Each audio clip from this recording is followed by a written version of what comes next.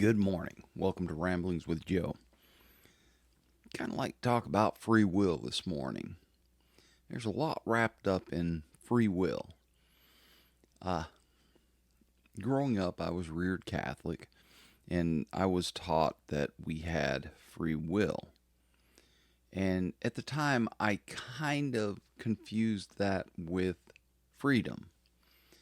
Now, free will is not freedom. Freedom is the ability to exercise your free will.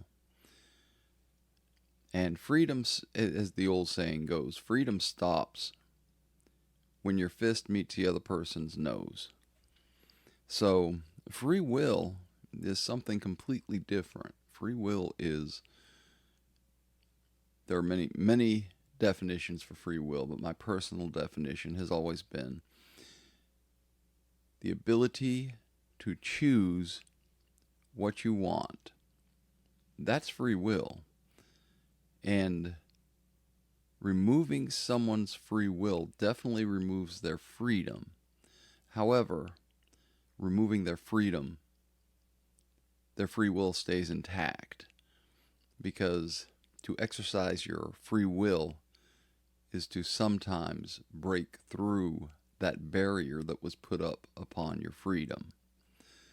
So, in essence, I think that free will is granted by a higher power. I think that free will is a God-given gift to mankind. Now, there are those who will disagree with me based on a theological basis. Well, basically, the atheist will say, no, free will is just a non-choice. It is a fallacy.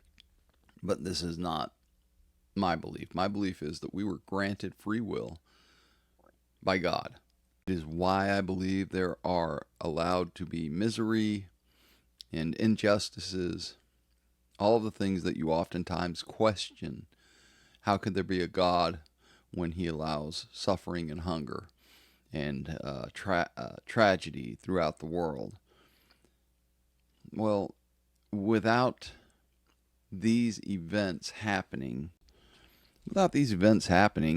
we oftentimes would not even know if we had free will. Look, I have the free will to go out and commit murder. I don't have the freedom to do that. Freedom's different. My freedom ends at someone else's freedom. I don't have a right. I don't have that specific right, that freedom to do that. I have the ability to do that. I have the free will to make that choice, and that will affect other people. And the teachings that I was given and the conclusions that I came to is that all the teachings of the churches that give us the ability to make those decisions are reflective of the gift of free will. So, my free will would allow me to commit murder. I do not have the freedom to do so. So, that's kind of a personal belief of mine, that is the line is drawn in a very strict sense between the two, free will and freedom. A church that teaches you that you should not kill, they're teaching you proper. They're not saying you're not allowed to kill. Obviously, you've been given the free will. You can make that decision to become a murderer. However, if you want a greater enlightenment and in some churches access to a better place after this life, you better not commit murder. Something that crossed my mind this morning as I was waking up, and free will does not mean that everything you do is okay. Free will means that there's just about no limit on what a person can do, on what your soul is allowed to do. It is what gives us the ability to make the choices. the gifts that God gave us to have. So it is it is an affront to my belief systems, and I believe to God, for government to make actions that don't hurt other people illegal. For instance, there should be no law prohibiting homosexuality. That's not my choice. That's not your choice. That's the choice of the two individuals who have the freedom and the free will to make that choice. If you take that choice away from them, what you have done is you have taken God's gift of choice away from those people. So you may find it abhorrent. You may find it against God's directions. You may find it a sin. What you shouldn't find is that it shouldn't be allowed. Two consenting adults can do whatever the hell they want, and that is an expression of free will, and it should be a freedom that should not be restricted. Why does God allow killings, mass murder, disease, all of this? I think a lot of this kind of thing comes back to free will. And if you are a believer, then when you take a step back and you realize that this is not the end, that what we're doing here on this earth, this is not the end of our beings, then a lot of that stuff doesn't really matter. Yes, there is suffering, but it is a very minute amount of what we call time. The ability to take a step back and say, that person exercised their free will and now they have to pay the consequences. This is a serious outlook that can be grasped if you can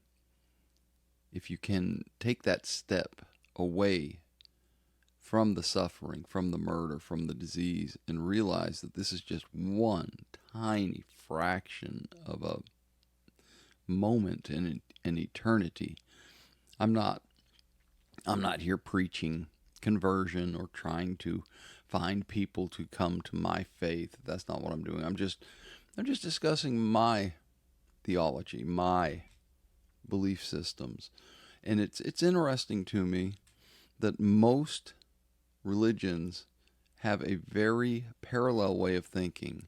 And the religions that don't have a parallel way of thinking, the religions that teach something that is restrictive of free will and freedom, when your church says we need to have laws prohibiting the free will actions that don't affect other people, you've become a theocracy at that point. If you have decided that your church should have laws, for instance, I do not agree with Sharia law, and I don't think that Sharia law should be part of any law structure that the federal, state, or local governments enact. This is not what free will is involved in, and it's not a proper use of a restriction of freedom. The freedoms that we restrict, you're not allowed to murder, you're not allowed to set a house on fire, basically property crimes. If you enact laws that restrict property rights against people who are not harming other people, well, that's where you cross the line, and now you become a theocracy. That's not very clear, is it? I haven't had a really good cup of coffee yet this morning, so I'm gonna take me some big sips here and see if I can't get my cobwebs out of my head.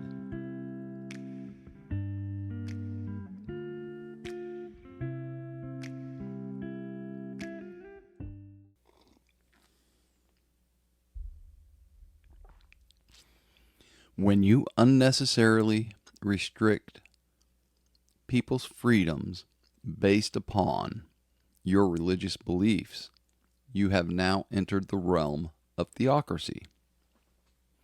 See, coffee does help. Don't restrict free will. Anytime you restrict freedoms, you have to ask yourself, am I doing this because it is an infringement on someone else's freedom? Or am I doing it because what I am trying to restrict is other people from doing things that are against my values and my morals? Because you don't have a right to do that. That is against the gifts that God gave to man. God gave us the ability to choose, and if you restrict that choose, you are stealing God's gift. And I'm not sure what the penalty for that will be, but I'm pretty sure it'll be pretty bad. Sometimes I ramble a bit about religion. Sometimes I ramble a bit about my faith. The two are different. My faith is very personal to me.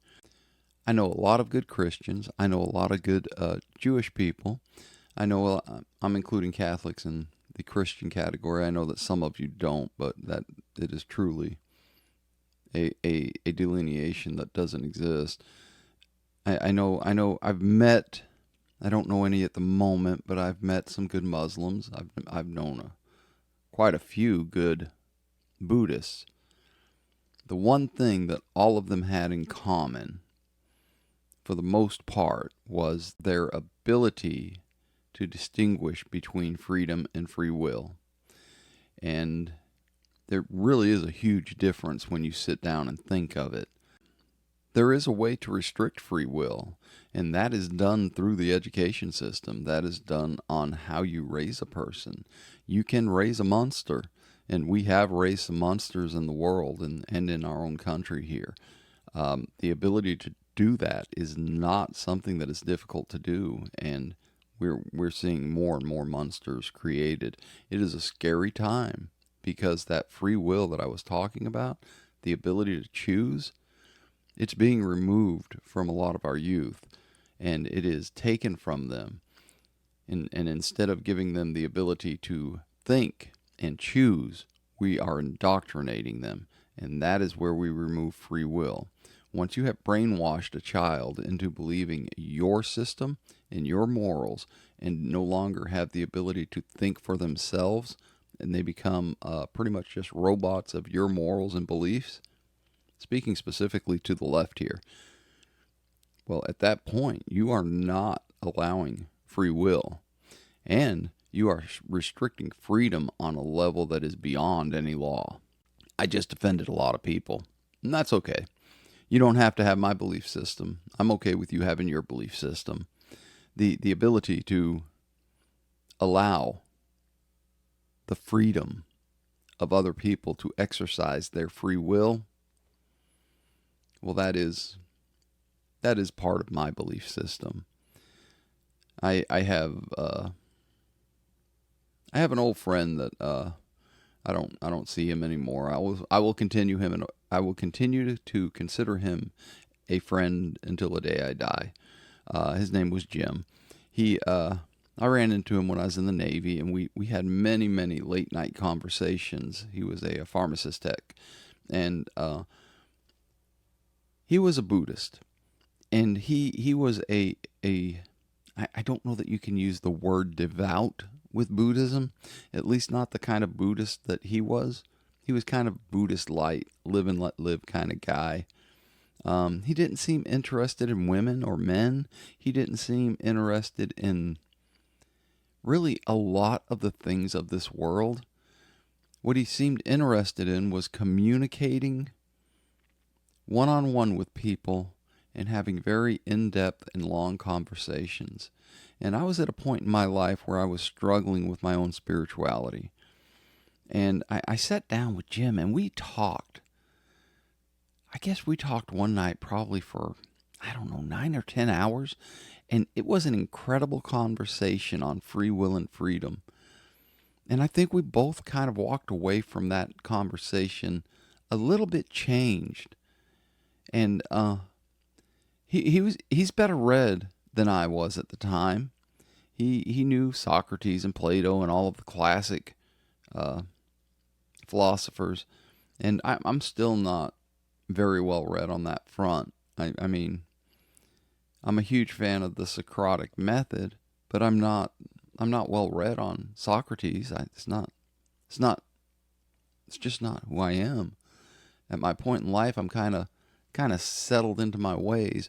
But he was very well read, and we went round and round about freedom and free will.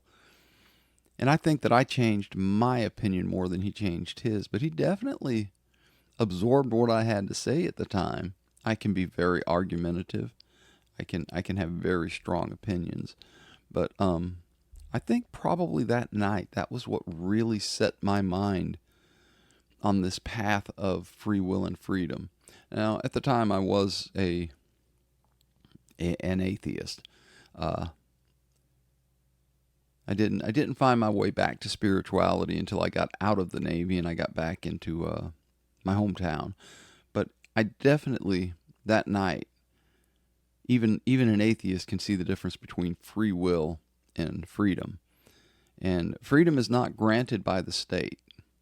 Freedom is restricted by the state. So, and then I agree with restrictions of some freedoms. I agree that you should not have the freedom to steal. I agree that you should not have the freedom to murder. You can see where this goes. I do not think you should have your freedom to choose your sexual partners, consenting sexual partners, by the state. You should not have that restricted. It's none of my business. Uh, doesn't mean I agree with homosexuality. Doesn't mean I disagree with homosexuality. That is a personal choice of my own. I think you should have the freedom to make that choice. I think you should have the freedom to really dislike someone who is homophobic. I think that you should have that freedom. I think that the homophobe should have the freedom to express how he feels about homosexuality. So, as you can tell, my lines in the sand are about freedom so that people can exercise their free will. And those were just a few examples of freedom and free will and the difference between the two. You should have free will to have a relationship with whoever and whatever consenting adult you want to have a relationship with. You should also not try and restrict someone's ability to express their opinion through free speech that they disagree with that lifestyle. Those are the freedoms. The free will always be the ability to do either of those things. That was a pretty heavy subject for a Wednesday, but it's the middle of the week. You know what they say, if you want a good car, find you a Wednesday car. There's a song about that. I think Johnny Cash did it. I'm not sure on the artist, but I think it was Johnny Cash. You can look it up and listen to the Wednesday car song. But I'm having a really good week. I really am. It's been a fun 2 days. I've started my new duties and I'm enjoying that. I really like people. It turns out I really like people. I needed some coffee this morning. Waking up with heavy thoughts is a really strange thing. I usually wake up kind of stumbling, but this morning I woke up with free will on my mind. And as I went through my morning routine and I put on my do the show shirt because I have to put on a uniform shirt to go to my job.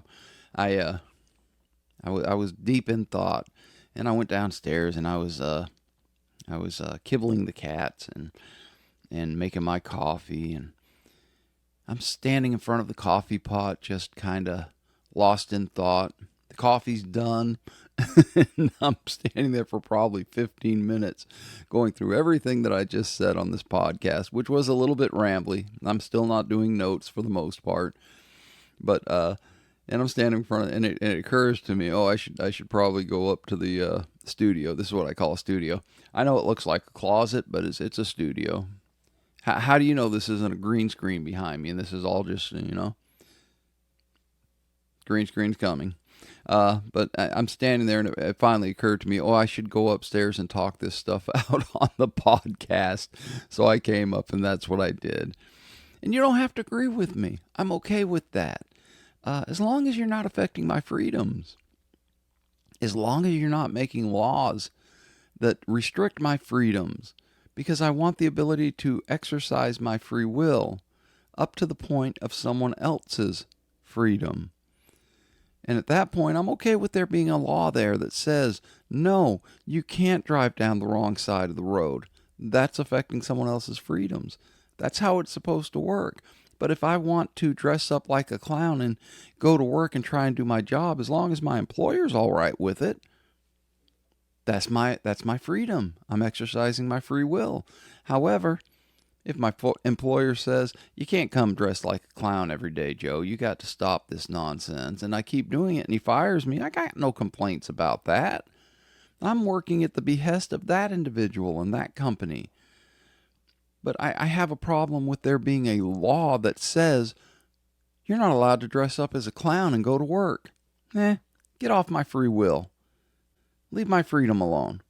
Wednesday. Wonderful Wednesday. Here we go. We are halfway through the week at the end of the day. At lunchtime? When are we halfway through the week? I mean, they call it hump day. Is it hump day because you're right at the coming up to the top of the hump? Or is it hump day when you hit lunch? And at that 1 second, 4 hours, you're at hump day? And then you're on the downhill? Hump day. I'm ready for the weekend, man. Got a lot of work to do this weekend. My brother's got me helping put in some decks. That's a lot of bending over. I got to get some knee pads, man.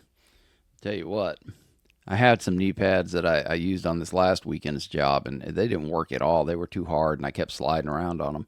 I got to get some knee pads with some good rubber grips on them, like the soles of shoes, so I don't slide around, and I'm rambling a bit. So I hope that you guys have a wonderful Wednesday. I hope you go out there and you find peace, love, and dream. Until next time, bye.